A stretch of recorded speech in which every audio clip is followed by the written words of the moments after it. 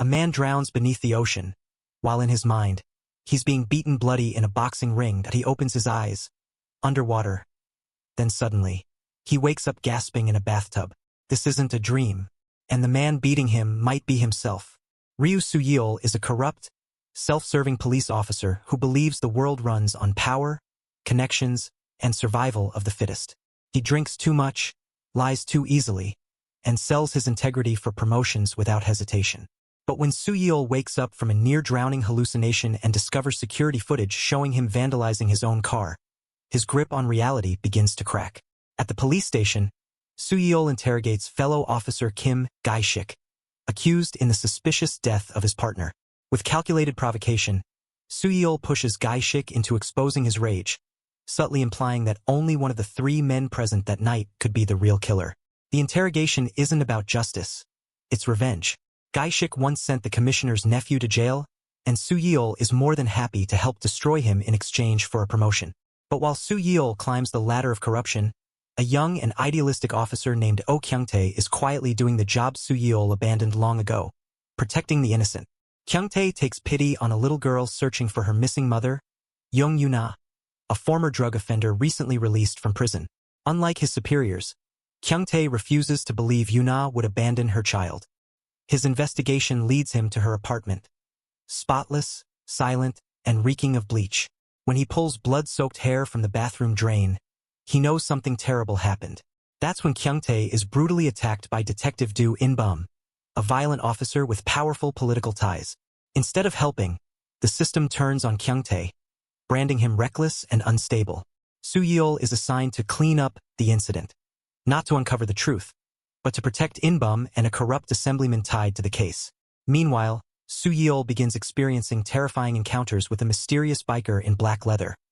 A silent, brutal vigilante who appears out of nowhere, beats him mercilessly, and vanishes without a trace. Cameras never catch him. No witnesses exist, and every beating seems personal. As Kyung-tae digs deeper, he uncovers a horrifying truth. Yuna was murdered after secretly recording Assemblyman Do Yugon, who believed she was blackmailing him. The evidence was hidden inside a teddy bear with a concealed camera, a birthday gift meant for her daughter. When Kyung-tae finally retrieves the memory chip, In-bum attacks again, attempting to kill him and burn the evidence forever. At the same time, Soo-yeol, drunk on success and connections, finds himself dragged into a burning apartment by the biker. Inside the flames, Soo-yeol comes face to face with the consequences of his choices. The biker forces him to save Kyung-tae, or die with him. They jump. As fire rains down around them, the biker lands like a superhero, flames licking his shoulders.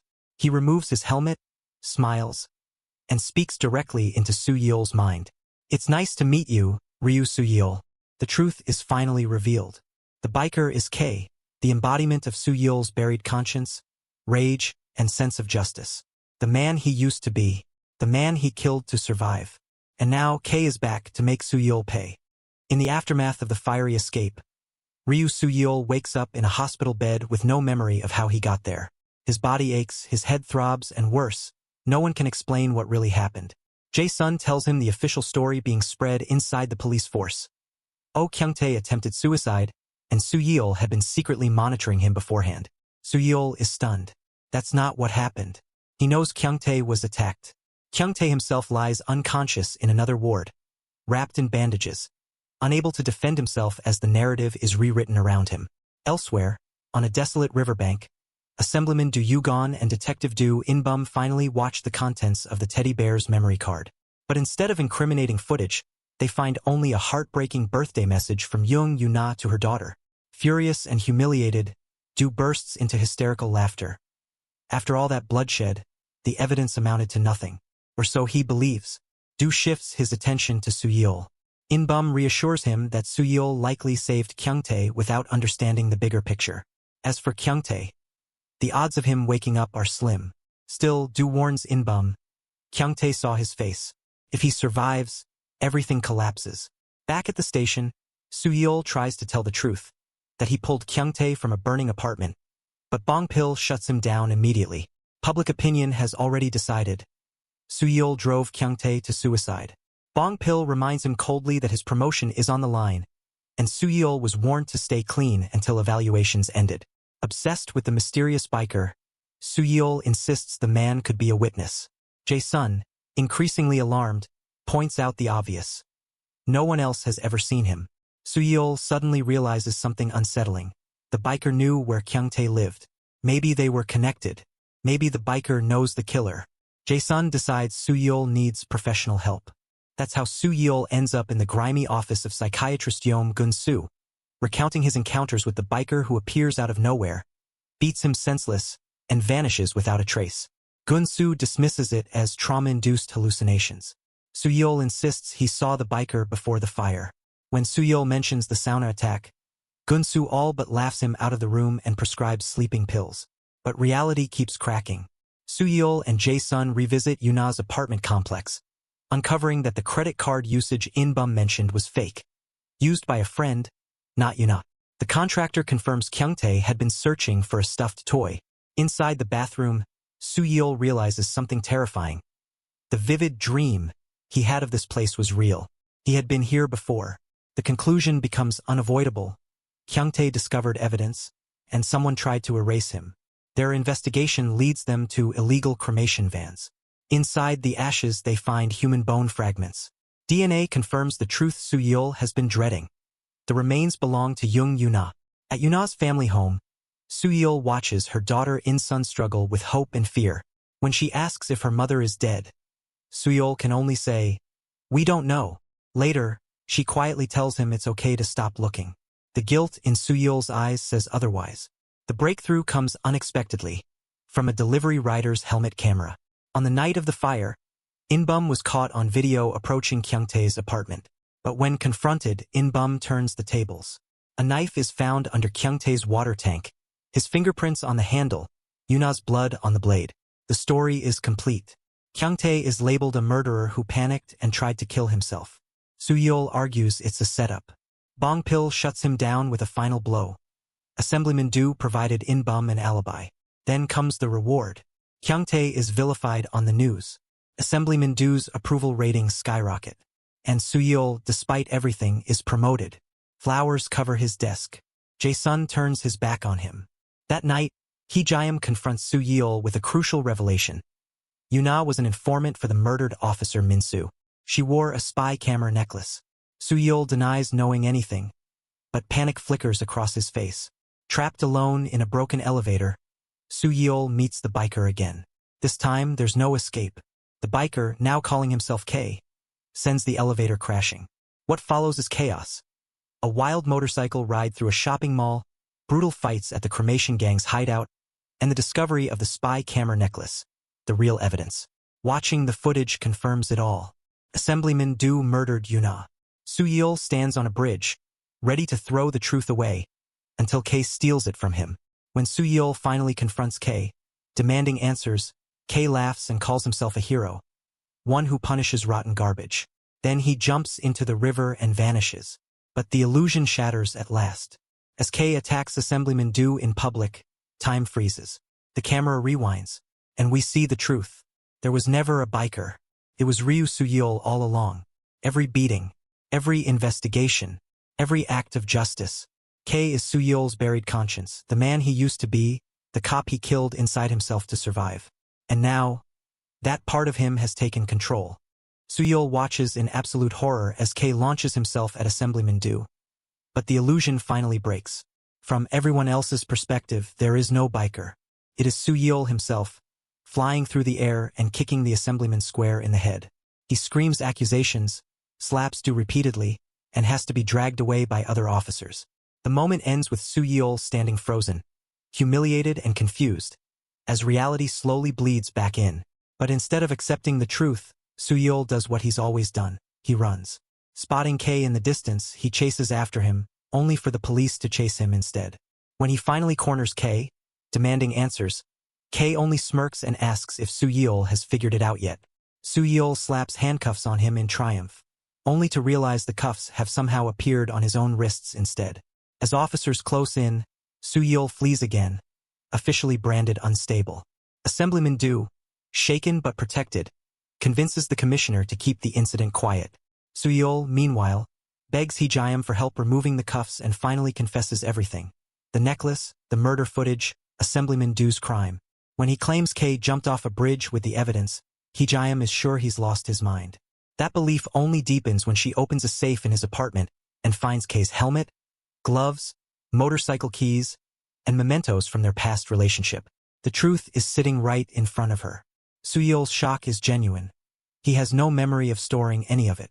As pressure mounts, Soo-yeol admits something chilling. He cared more about promotion than justice. Yet even Hee-jae can't reconcile that selfish man with the one who attacked Assemblyman Do in public. Broken and desperate, Soo-yeol searches the river where K supposedly vanished, only to fail miserably. He collapses, sobbing that his life is over. The next stop is his mother's house where fate intervenes. Hanging from her neck is Yuna's spy camera necklace. His brother unknowingly recovered it. Relief floods Soo-yeol as hope sparks back to life. The footage is real but legally weak. Blurry. Inconclusive. Bongpil warns him they're hunting a shark. Still, Soo-yeol presses on. Assemblyman Do, sensing danger, snaps completely, beating In-bum nearly to death and vowing to kill again if necessary. Trying to rid himself of K, Soo-yeol turns to therapy. Hypnosis fails. Medication barely works. A bizarre mind control ritual seems effective, until K resists it, force-feeding Soo-yeol pills and gleefully revealing his name. K, the missing letter between I and J, the missing piece. As memories resurface, Soo-yeol realizes just how much of his life K controls. Messages sent, items stolen, violence committed. K knows everything. Meanwhile, stolen goods from the cremation gang resurface through Soo-yeol's brother Dong-yeol, who unknowingly sets a trap on the dark web. It works too well. The gang kidnaps Dong-yeol, hangs him upside down, and lures Soo-yeol into an ambush. Cornered in a supermarket, Soo-yeol begs K to save him. When he's knocked unconscious, K finally takes full control, rising like a force of nature and demolishing the gang with brutal creativity. When a knife is pulled, K grabs the blade with his bare hand, unflinching. Hee-jae arrives just in time, finishing the fight and arresting the gang leader. As she tends to Soo-yeol's bleeding hand, K gazes at her in fascination, whispering, "Is that her?" Confessions follow, but it's too late. Boss Yong murders In-bum before he can testify. Evidence is seized. Mom's shop is destroyed. Everything collapses. Assemblyman Do summons Soo-yeol to a club, a grotesque celebration of power and corruption. Soo-yeol begs, submits, hands over the necklace. In return, Do humiliates him, threatens him, forces him to drink, and finally plays the video of Yuna's final moments on a massive screen, relishing Soo-yeol's agony.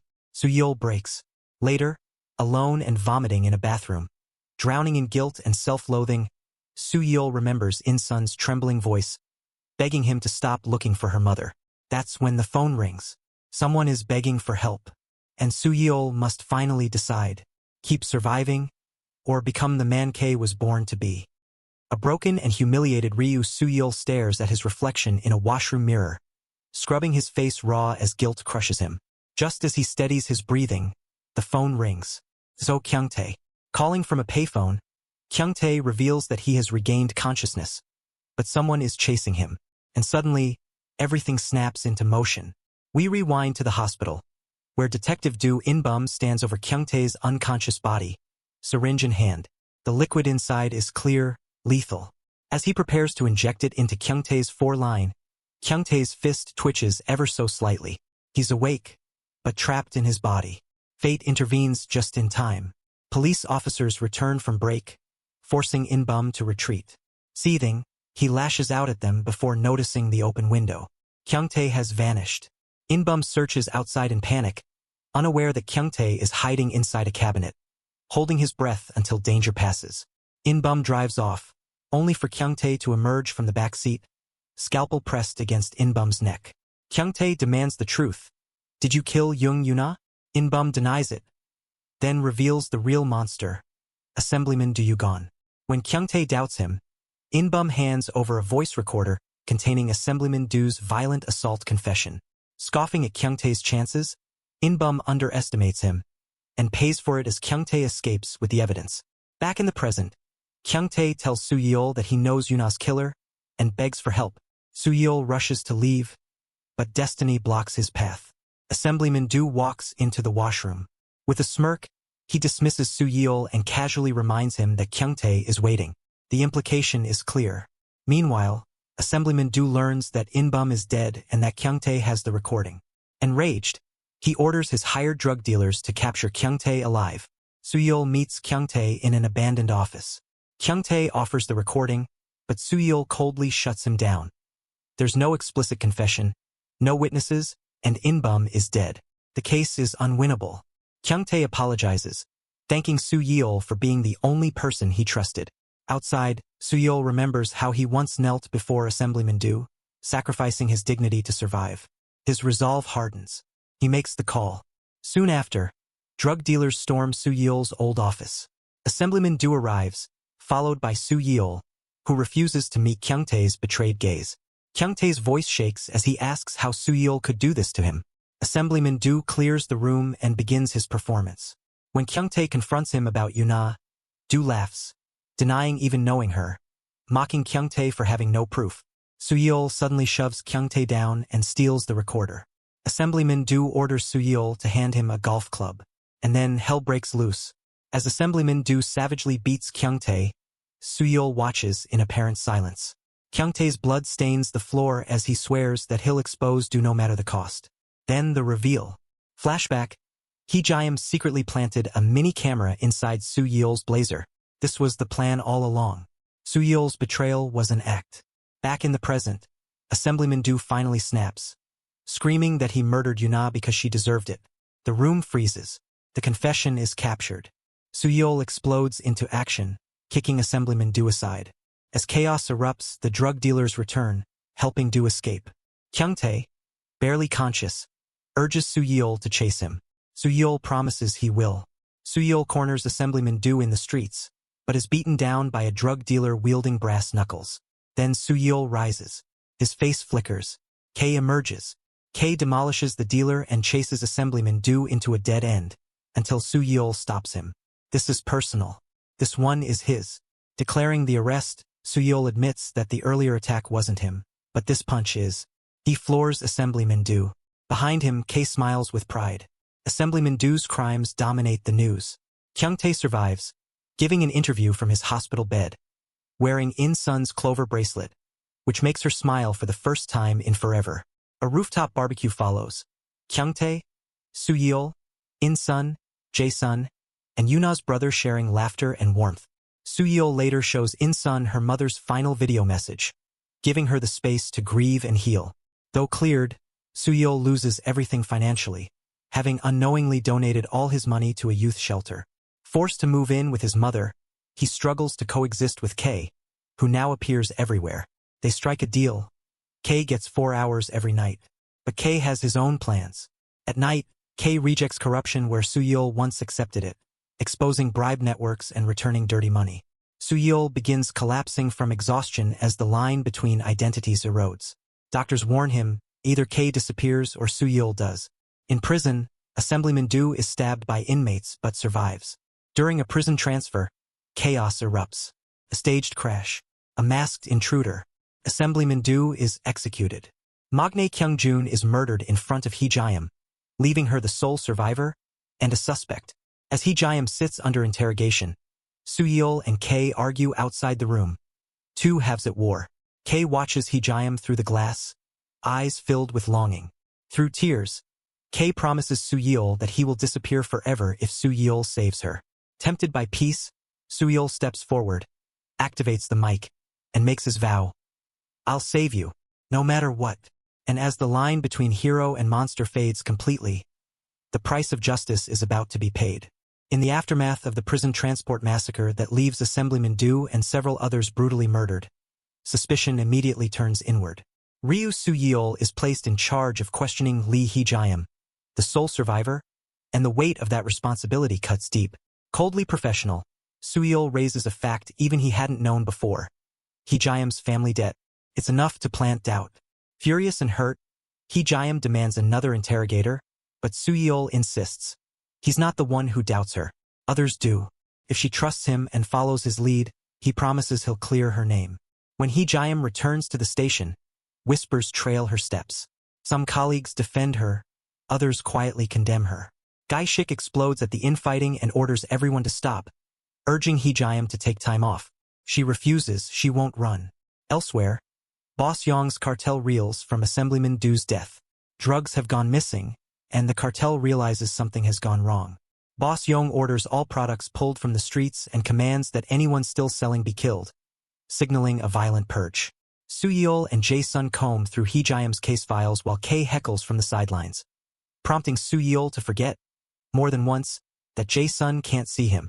Slowly, a theory forms. Someone leaked the transport route. The prime suspect is Officer Jong-gu, previously accused of taking bribes and, ironically, the loudest defender of Hee-jae. As Soo-yeol vows to analyze every scrap of footage, Jae-sun notices something new in him. Real conviction. Not ambition. Not fear. Purpose. At home, Hee-jae struggles with the same question Soo-yeol asked her. Why did the killer leave her alive? The only eyewitness is a man nearly run over by the transport truck, but his face is obscured in photos.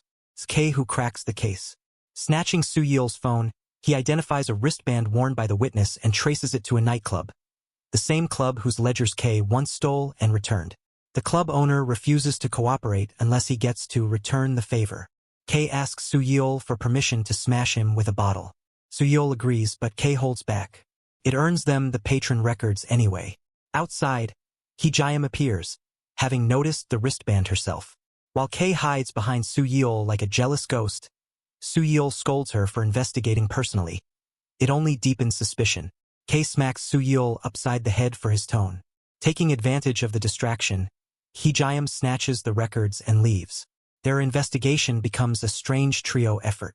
Kay manhandles suspects for face comparisons, lines men up like a police sketch parade, and generally drives Hee-jae insane, while secretly doting on her. When she jokingly asks Soo-yeol if he has a split personality, terminal illness, or lingering feelings for her, Kay whispers that he likes her. Unheard. They finally locate the witness, but fear silences him. When Kay loses control and grabs him, the witness bolts. Desperate, Soo-yeol turns back to Dr. Gun-soo. As Soo-yeol and Kay argue openly in front of him, Gun-soo cancels his next appointment on the spot. Hypnosis resumes. Soo-yeol walks a long hallway of doors, each hiding fragments of memory. Flickering lights. A boy. A bicycle. Gun-soo quietly asks afterward if Soo-yeol suffered childhood amnesia. Before answers can surface, tragedy escalates. At Kyung-jun's funeral, tensions run high. Jong-gu complains of being tailed. Gaishik tells him to stay quiet. Hee-jae stops by, then spots Jae-sun and leaves. Later, Soo-yeol is startled awake at his desk by Kyung-tae, newly transferred to the team and thrilled to be there. Kay grins at him like a proud menace. That night, Hee-jae returns home, only to find her apartment swarmed by police. A tip led them to drugs planted inside her home.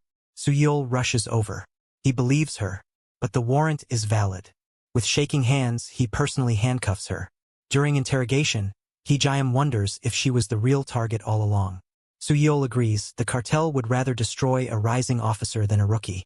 She refuses to suspect her team, especially Gaishik.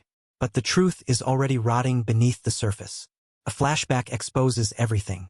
Gaishik used Assemblyman Do to locate Boss Yong's stash. Together with Jong-gu, he orchestrated the transport massacre, ordering that Hee-jae be spared, perfectly positioned to take the fall. Soo-yeol begins to sense it.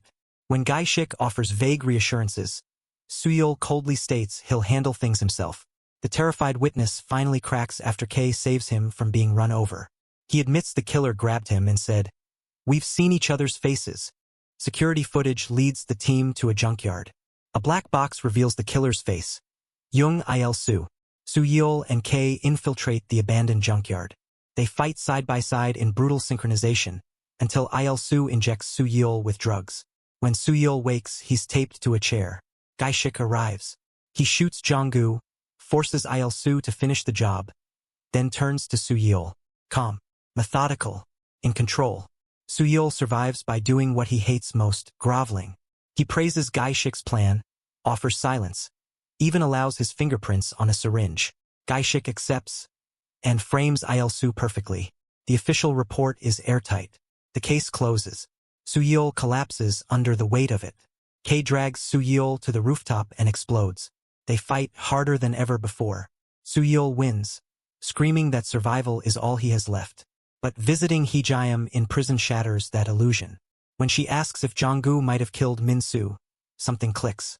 Soo-yeol reopens the case files and finally sees the lie. Gae-shik killed Min-soo. Everything Soo-yeol once accused him of was true. Kei watches him silently. Soo-yeol turns to him. This time we do it together. Kei smiles. They shake hands. And the real war begins. Just as Soo-yeol and Kei seal their renewed partnership with a triumphant handshake, the victorious background music screeches to a halt, like a needle dragged across vinyl. Kei's smile vanishes. Something has resurfaced. Quietly, sharply, Kei asks why Soo-yeol did that. Has he really forgotten? 2 months earlier, Soo-yeol was everything Kei despised. Drunk, compromised, and morally lazy. Inside a noribang, he schmoozed a shady businessman accused of drug use, reassuring him that the case would disappear. Stumbling into the hallway, Soo-yeol received a phone call from an unknown man who insisted that Sang-ho did not murder Min-soo and that proof existed. Soo-yeol ignored it. From the shadows, Kei watched, disgusted. Back in the present, Kei explodes. If Soo-yeol had listened, if he had acted, Min-soo might still be alive. Gae-shik might already be behind bars. The spiral didn't need to happen. Crushed by the truth, Soo-yeol doesn't deflect. He promises this time will be different. This time he won't run. Believing the caller was someone close to Sang-ho, Soo-yeol and Kei investigate Sang-ho's apartment. Among the clutter, Soo-yeol notices Sang-ho's Munyang University freshman application, a detail that quietly lodges itself in his mind. Meanwhile, Kyung-tae and Jae-sun discover something damning. CCTV footage places Jong-gu away from Kyung-jun's funeral at the exact time Hee-jae's apartment was broken into. The drugs planted in her home? Almost certainly fabricated. Soo-yeol follows another lead, a drug rehabilitation center brochure found in Sang-ho's home. There, he learns about Woo Hyuk-jin, Sang-ho's closest friend. Sang-ho had repeatedly rescued Hyuk-jin whenever he escaped during withdrawal episodes, carrying him back to safety. Hyuk-jin owed Sang-ho his life, again and again. The receptionist reveals where Hyuk-jin can be found. The junkyard. Burned by their last junkyard ambush, Soo-yeol hesitates. But Kei mocks him mercilessly. If they want answers, they'll need to blend in. Cue humiliation. Soo-yeol trades his tailored suit for filthy addict rags, gagging at the stench. When Kei offers to switch, Soo-yeol realizes the cruel truth. There's nowhere to hide from himself.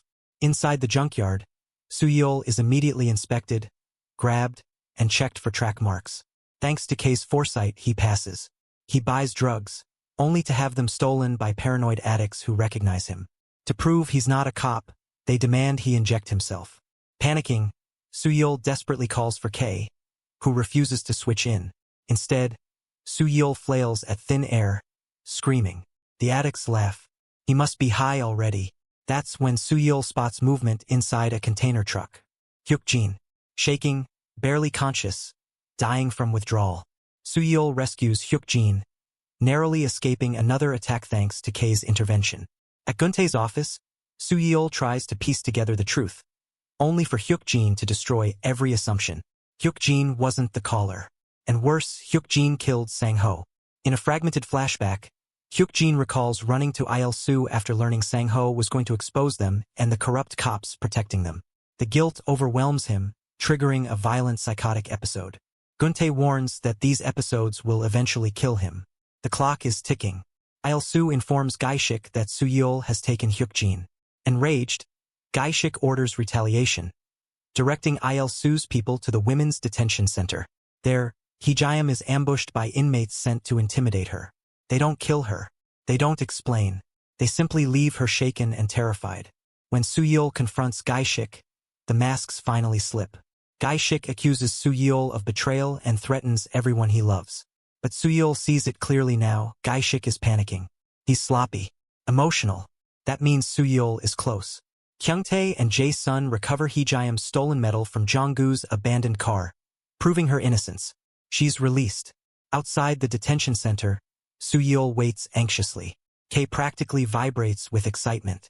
Hee-jae smiles at Soo-yeol, and Kei nearly melts. When she opens her bag, it's stuffed with Kei's cringe-worthy love letters. Later, Soo-yeol finally tells Hee-jae the truth. Gaishik is the mastermind. Her devastation cuts deep, but clarity follows. She promises that the next time she sees him, it will be to arrest him. Hyukjin disappears. Soo-yeol arrives too late, finding Hyukjin dead under a tree from an overdose. Elsewhere, Chang-ki is threatened by Gaishik, haunted by guilt over Min-soo, who once paid off his family's debt. Chang-ki finally cracks. He has evidence.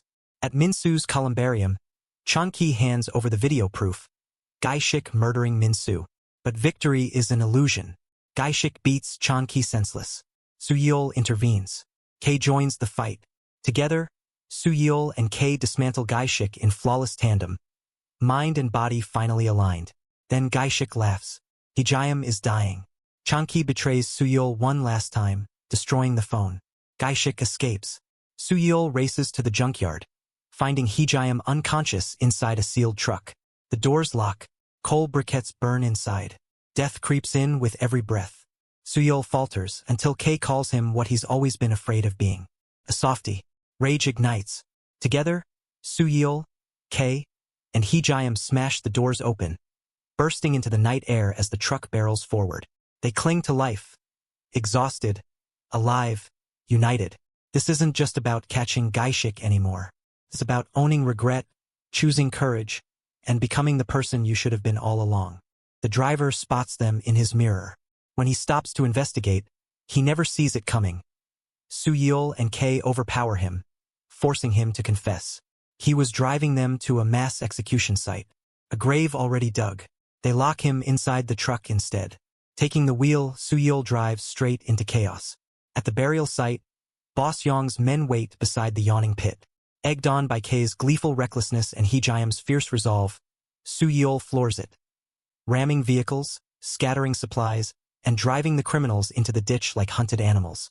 Sirens follow. Jae-sun and Kyung-tae arrive with backup, staring in disbelief as Soo-yeol's car skids to a stop amid the wreckage. He's finally lost it or finally found himself. Later, at Dong-yeol's pizza place, Jae-sun unleashes weeks of pent-up frustration, furious that Soo-yeol shut them out for their safety. Once the yelling subsides, Hee-jayam shares her discovery. Boss Yong's drug operation traces back to Russia. Kyung-tae recognizes the driver Andre Kong, the same man arrested alongside Assemblyman Du. They don't yet have proof, but Soo-yeol knows who does. Soo-yeol and Hee-jayam confront Il-soo, carefully dismantling his bravado by pointing out the truth. Gaishik always planned to discard him. They offer Il-soo something better than fear, revenge. When pressed about the drugs marked with the red eye symbol, Il-soo cracks. The manufacturer is Andre. Elsewhere, Boss Yong admits she never trusted Gaishik. He's expendable, useful only until he stops being so. While searching for Andre, tension gives way to dark humor. Kei sings obnoxiously in the passenger seat, thrilled to be around Hee-jayam. Soo-yeol snaps. Kei smirks. Is he jealous? The answer nearly causes a car accident. By sheer luck, Soo-yeol recognizes one of Andre's drivers and follows him, straight into another trap. Forced to hide inside a delivery truck, Soo-yeol and Kei once again find themselves sealed inside metal walls, sweating, bickering, and sharing water while Kei cheerfully makes things worse. When the truck finally stops, they uncover a treasure trove of Boss Yong's drugs. Proof. That night, the police raid the warehouse. Andre destroys evidence and flees, pursued by Jae-sun. Their fight spills outside, brutal and desperate, until Andre stabs Jae-sun in the abdomen. Soo-yeol arrives in time to save him. Face to face, Andre suddenly surrenders, whispering in Russian, "Long time no see." In interrogation, Andre refuses to talk, until he tries to bleed himself to death using his cuffs. Before Soo-yeol can break him, Gaishik storms in. He's obtained permission to take over the case. Andre is pulled away. Gaishik brushes past Hee-jayam and gives her the same old shoulder bump. It's the cruelest insult of all. Boss Yong summons Gaishik with candy bags marked by the red eye, a warning. She demands compensation for Andre's capture. The seized drugs. They're too deep now to turn back. At the hospital, Jae-sun survives, cracking jokes even as Kyung-tae fusses over him like an anxious spouse. But beneath the humor, the message is clear. This ends tonight. Hee-jayam tails Gaishik and Chang-ki as they retrieve the drugs. Acting alone, she confronts them. Gun shaking, resolve unbroken. Gaishik mocks her, daring her to shoot. She can't. He uses Changki as a shield. Suyol arrives just in time, but Gaishik escapes. The chase leads them back to the place where it all began. At the abandoned building, Boss Yong betrays Gaishik, ordering his execution once the drugs are secured. Gaishik retaliates, setting the drugs ablaze as Suyol and Kyungtae arrive. Inside, Suyol hunts Gaishik floor by floor. A gunshot. Suyol is hit, but the vest holds. He tackles Gaishik, beats him down. But Gaishik still has a gun. The shot that rings out is Hee-jaeum's. She wounds Gaishik. He stumbles toward the ledge. Suyol grabs the money bag. Tears. Bills rain down like snow. Hee-jaeum handcuffs Gaishik to herself. It's over. As Gaishik is led away, Kei tells Suyol he was never alone. He's finally strong enough to stand on his own. Hee-jaeum breaks down. Suyol holds her. Later, at her home, shared memories surface. Old notes. Old habits. Old love. They kiss. Then again. And again. Changki confesses. Gaishik is finished. But Suyol isn't done. He turns himself in for perjury and concealment, insisting on accountability. Bongpil eventually restores his job on one condition: therapy. In therapy, Suyol deflects every question. He keeps glancing at Kei. The therapist notices, mentions childhood. Kei stiffens, and the memories return. Suyol remembers his real name. In Jae-hee, a violent father. 6 months missing. Pain tightening in his chest. And Kei walking toward him, troubled, protective, still hiding something. The war against corruption may be over. But the war inside Suyol has just begun. For a moment, Kei looks less like a tormentor and more like a savior. The instant Suyol takes it, he snaps awake, jolted back into reality. Seated in Guntak's chair after hypnosis gone wrong. Guntak scolds him harshly, warning that forcing open traumatic memories could permanently fracture his mind. Still disoriented, Suyol asks the question that haunts him most. Why does Kei exist inside his subconscious? Guntak speculates that Kei may be rooted in memories Suyol buried long ago, possibly from childhood. That theory grows more unsettling when Kei appears beside Suyol in his car, casually reassuring him that things won't end badly. Suyol presses him about his past, about life before and after his father's death, but Kei draws a complete blank. The only thing he remembers clearly is Hee-jaeum, teasing Suyol about the kiss they shared, leaving Suyol flustered and unsettled by how deeply Kei knows him. The case takes a dark turn when a bruised, bloodied girl in a yellow raincoat staggers into a police station. In a trembling voice, she asks a chilling question. "My father is dead. Did I kill him?" She collapses immediately after. Beside her lies a blood-stained packet of the drug pupil.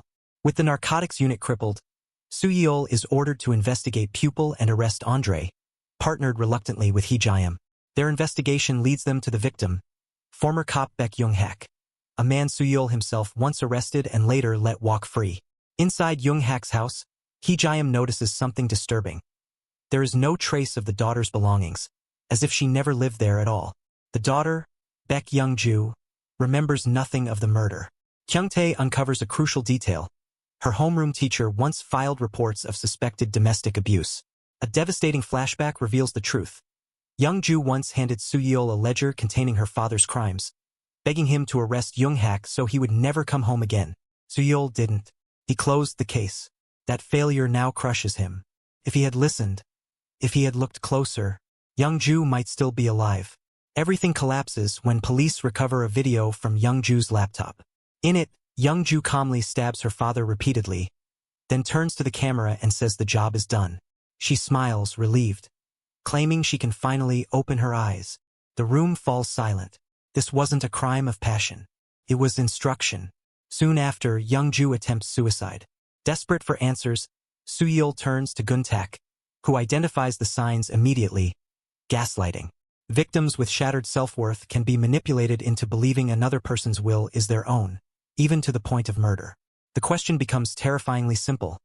Who did Young-ju trust the most? The trail leads to Shin Ju-hyuk, a therapist at a youth shelter, and the same man treating Suyol. Evidence piles up. Ju-hyuk met Young-ju the day of the murder, and again before her suicide attempt. Suyol confronts him in fury, accusing him of exploiting Young-ju's trust. But Ju-hyuk plays a therapy recording that flips everything upside down. Young-ju was hostile, guarded, and distrustful. not manipulated. Then Joo-hyuk asks a chilling question. Why would a gaslighter let her record the evidence? The real manipulator wanted the video to be found. Haunted by the parallels, Soo-yeol confronts his mother and learns the truth. His real name was Jae-hee. He was found abandoned, bruised and bloody. Returning to his childhood home, Soo-yeol relives the beatings from his father, and finally sees his younger self run away from him. The migraine hits, and he's pulled back into the hallway of his mind. Standing before a locked door, K panics. He begs Soo-yeol not to open it. Soo-yeol forces it open anyway. Young Joo escapes the hospital and stabs Joo-hyuk. Before dying, she leaves behind a location marker, leading Soo-yeol back to his childhood home. There, in the shadows, young Joo waits. She speaks of self-loathing, of seeing herself as something rotten. She says that person is angry because Soo-yeol keeps looking in the wrong places. When Soo-yeol tells her the date, October 2nd, she smiles softly. It's time. She slits her own throat and dies in his arms. Young Joo was never the endgame. Someone orchestrated everything, the murder, the suicide, the locations, to reach Soo-yeol. Back at the station, Kyung-tae accesses Young Joo's dark web account. A message appears from a user named X. It's been a long time. We'll meet soon. When Soo-yeol demands to know who X is, the response freezes his blood. Look forward to it, Jae-hee. Someone knows his real name. Someone knows his past. And they've been playing with his mind from the very beginning. Soo-yeol freezes when the anonymous user X calls him by his birth name, Jae-hee. The moment hits like a physical blow. A violent headache drags him back into the endless hallway of his subconscious, where he storms toward a door he once feared to touch. Door number 1002. Now he understands. October 2nd, the day Young Joo chose to die. When Soo-yeol opens the door, he finds Young Joo standing silently in her yellow raincoat, looming over the bloodied body of his father. But then her face twists, reshaping into his own younger self. Panic consumes him. The hallway collapses, and Soo-yeol snaps back into reality, shaken to his core. Desperate for answers, Soo-yeol combs through old police records and uncovers a truth his mother never told him. His father didn't die in a fire. The blaze was staged to hide a brutal murder. His father was stabbed 12 times, and blood was found on a yellow raincoat, the same raincoat that keeps appearing. He rushes home, only to find his mother missing. Her phone and Alzheimer's medication are hidden away. With Dong-yeol's help, they find her disoriented outside the location of her old shop, confused by the passage of time. That night, she briefly regains clarity, long enough for Soo-yeol to confront her. The next morning, knowing her memories are slipping away, she finally tells him the truth. She found him years ago, bleeding, unconscious, and terrified. The police suspected him in his father's death, but she shielded him, convinced he was only a child trying to survive. She never believed he was a killer. You ran away to save your life, she tells him, and you grew into a man worthy of that trust. Soo-yeol finally confronts K, chasing him down the street in a rage. K admits the truth he's been hiding. He stopped Soo-yeol from opening door number 1002 because he was terrified that he might be the one who killed Soo-yeol's father. Gun-soo confirms the horrifying possibility that one of them may have committed the murder. The revelation nearly breaks K, who spirals into despair, clutching at himself as Soo-yeol physically restrains him from self-harm. But something doesn't add up. October 2nd wasn't the day Soo-yeol's father died. So why does it matter so much? The answer comes through another case, an old murder eerily similar to Soo-yeol's. A drug dealer stabbed to death. A yellow raincoat. A son initially blamed. And a man named Sung Bok-joon who confessed after suddenly remembering committing the crime. But Bok-joon's confession doesn't sound like memory. It sounds rehearsed. When Soo-yeol finds stacks of letters in Bok-joon's home, the truth becomes undeniable. Every letter is written in Bok-joon's handwriting, yet all are signed by the victim's son, Young Yoon-ho. The letters contain Bok-joon's confession word for word. Bok-joon wasn't remembering. He was taught what to remember. When Bok-joon attacks Soo-yeol, forcing his head underwater, Soo-yeol's mind finally cracks open. A buried memory surfaces. As a child, Soo-yeol once tried to drown himself. Yoon-ho stopped him. Yoon-ho took him to the youth shelter. Yoon-ho told him that some people needed to disappear for good. Otherwise their suffering would never end. That night, Soo-yeol types a name into the dark web chat. Young Yoon-ho. X responds immediately, Finally, you remembered me. The present mirrors the past. A boy named Young-hoon, abused by his brother, insists that it doesn't matter who killed him, only that he's dead. The same words Yoon-ho once used. The investigation reveals the truth. Young-hoon conspired with a battered shelter volunteer, Ki So-yeon, to kill his abuser. She carried out the murder while Young-hoon deliberately created an airtight alibi, copying the very method Yoon-ho perfected years ago. The raincoat, the knife, the manipulation. Soo-yeol finally catches Young-hoon mid-attack. As he looks into the boy's eyes, memories crash together.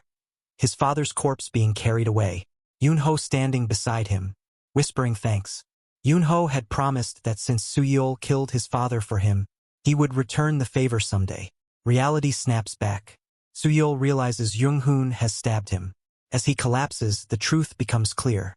Inside his mind, Soo-yeol staggers down the hallway one final time.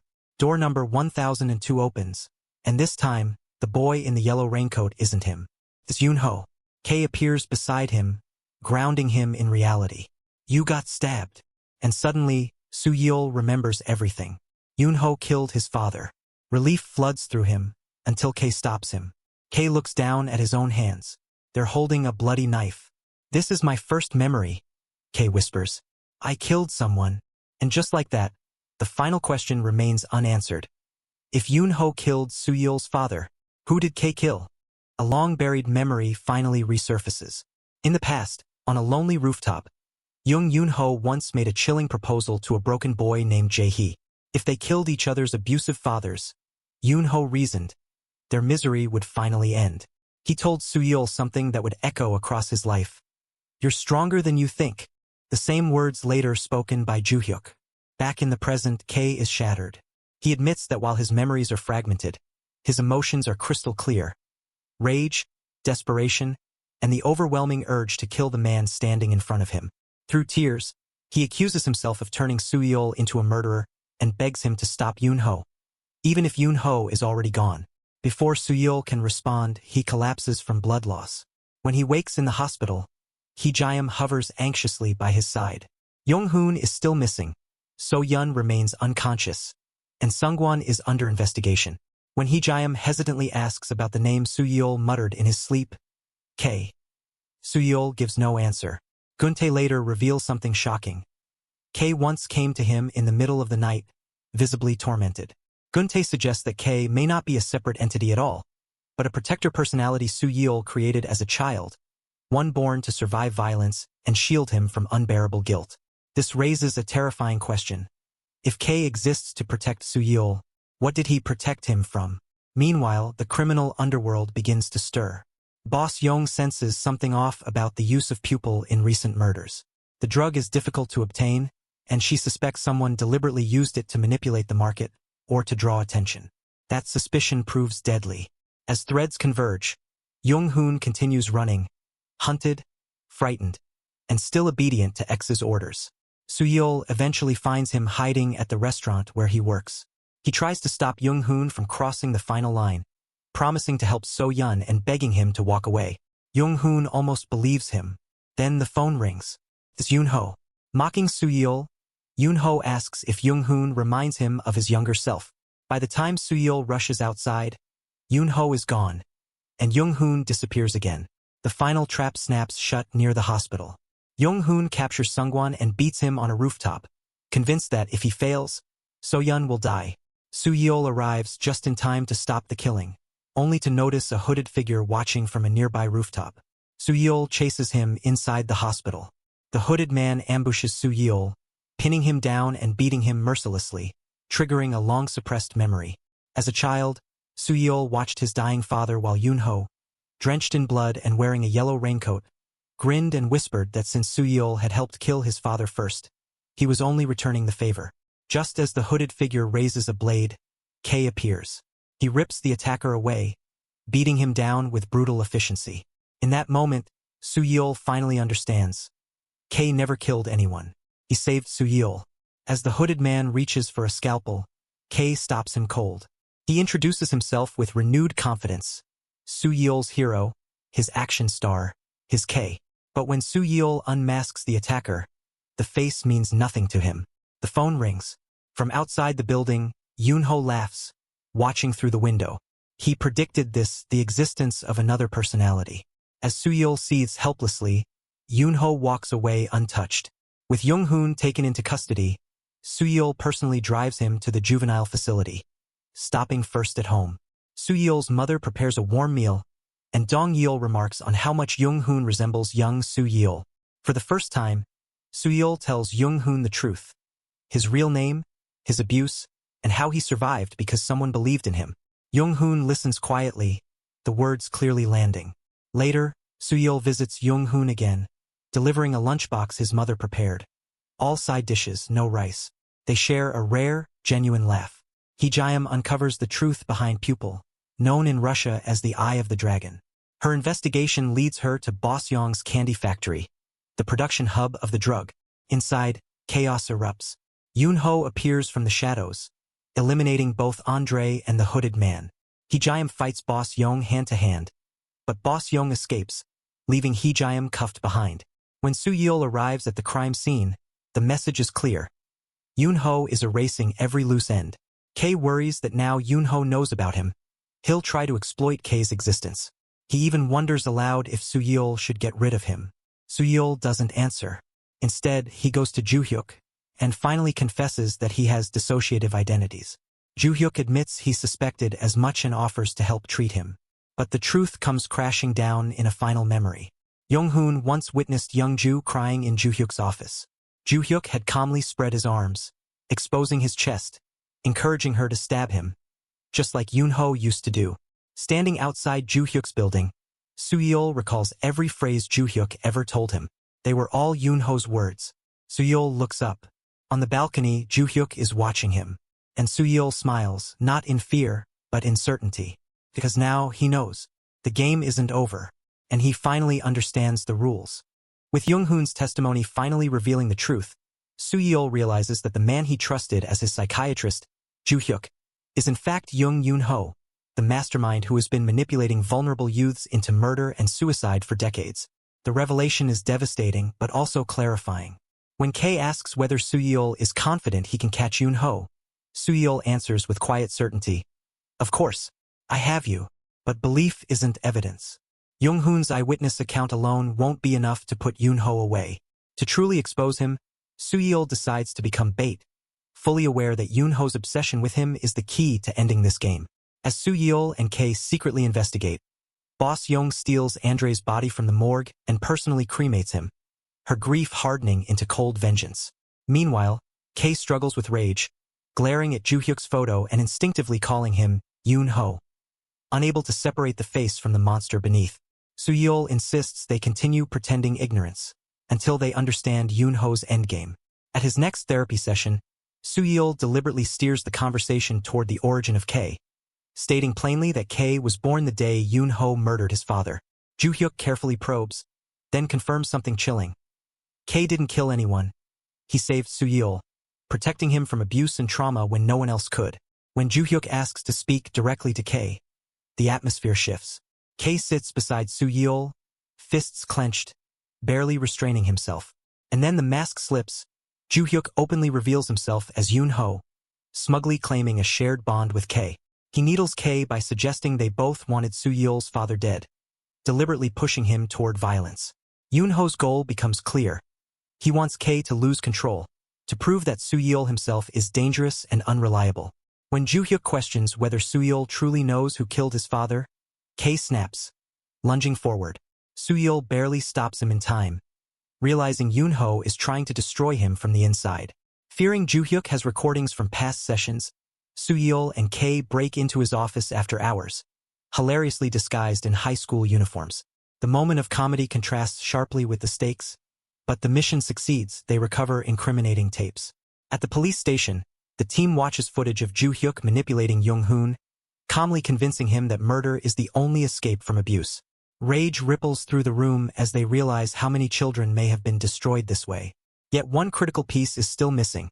Proof linking Yoon-ho to drugs and Andre's murder. For that, they need Boss Yong. Yoon-ho strikes again. Bak-joon receives another letter, urging him towards suicide. Soo-yeol arrives just in time to save him, revealing that he, too, was once a victim who doubted his own memories. Soo-yeol begs Bok-joon to survive, because living may be their only way to stop Yoon-ho. But Yoon-ho stays one step ahead. Boss Young ambushes Soo-yeol, demanding the identity of Andre's killer.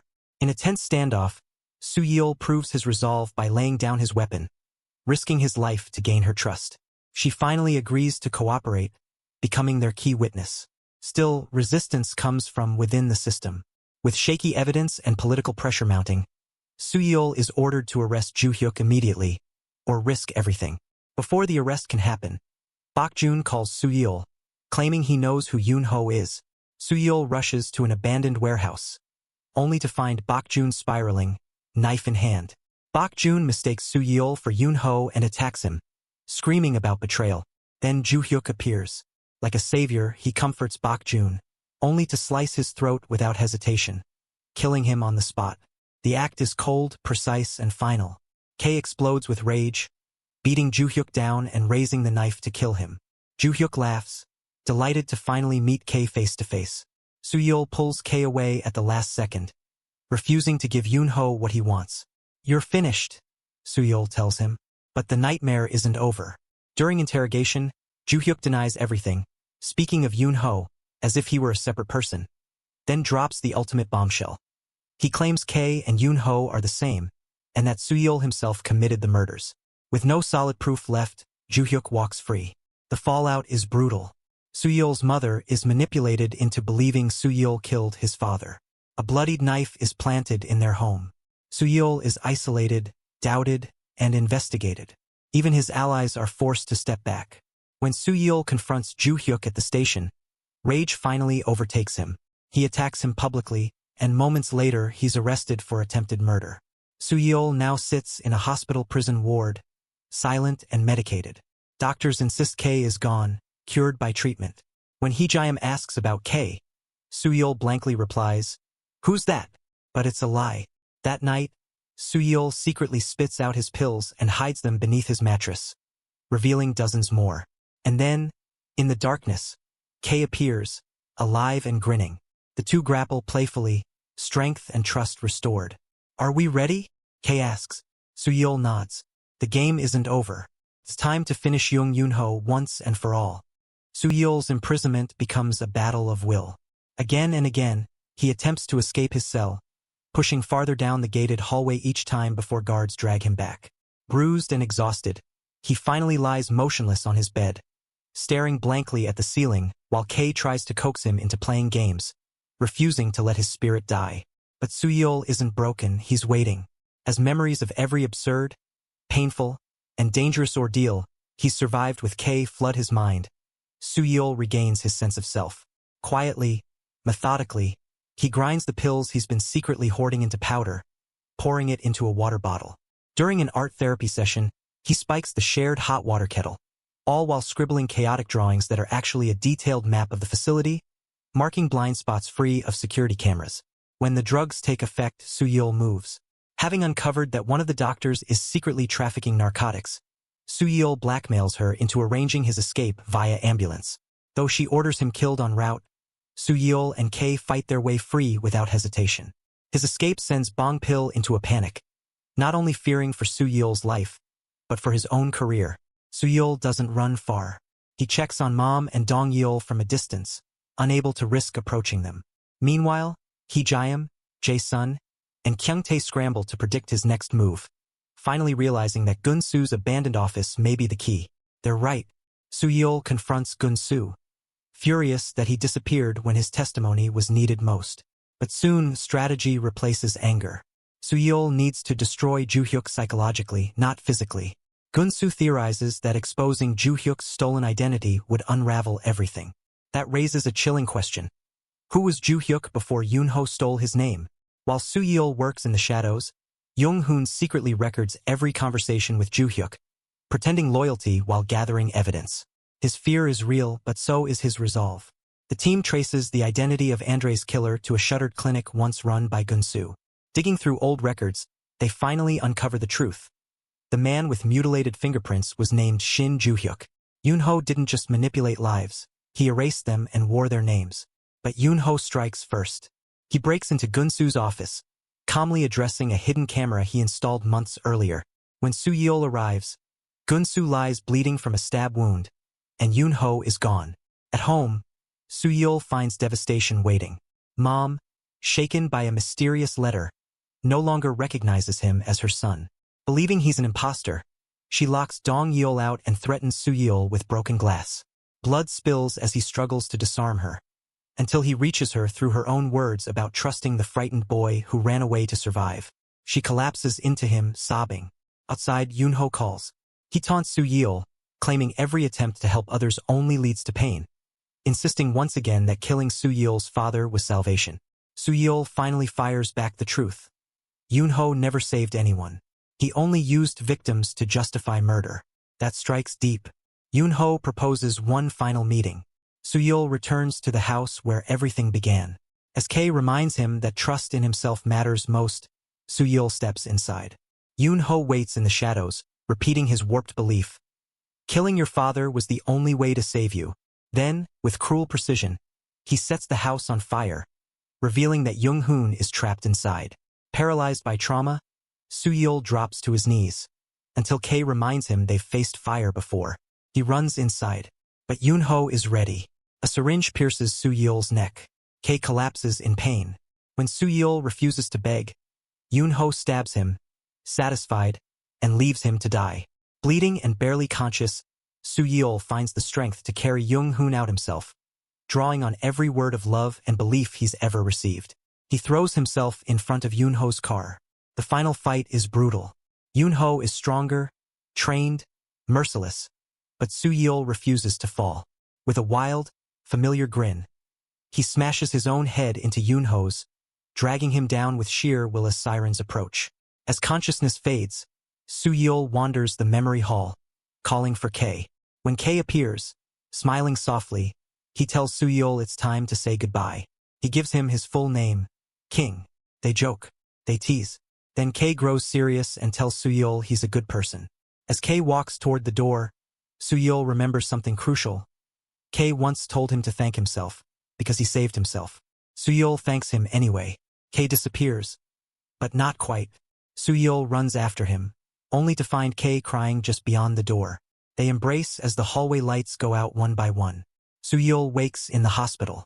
Young-hoon survived. Yoon-ho's identity theft is exposed. Soo-yeol's name is cleared, but Kay is truly gone now. During reinstatement, Soo-yeol refuses to dismiss Kay as fiction. He was real, he says firmly. He was crazy, but he was good. Life moves forward. Young-hoon joins Dong-yeol's delivery business. The family heals. Soo-yeol returns to the force, his story sparking open discussions about PTSD and mental health among officers. Later, when Hee-jaeum shyly asks who kissed her that night, Soo-yeol or Kay, he realizes the truth before answering. Kay doesn't appear anymore, but his spirit remains. Soo-yeol walks back into the same corrupt nightclub where his downfall began. This time, he doesn't take the bribe. He exposes it. When Dae-won threatens him with higher powers, Soo-yeol doesn't flinch. He marches straight to the commissioner and launches a flying kick, echoing Kay's greatest moments in a triumphant montage. The cycle ends not with rage, but with choice. Soo-yeol didn't need a hero anymore. He became one. Thank you for watching, and don't forget to like, share, comment, subscribe, and turn on notification bell above to never miss any of our drama. Bye. See you in the next one.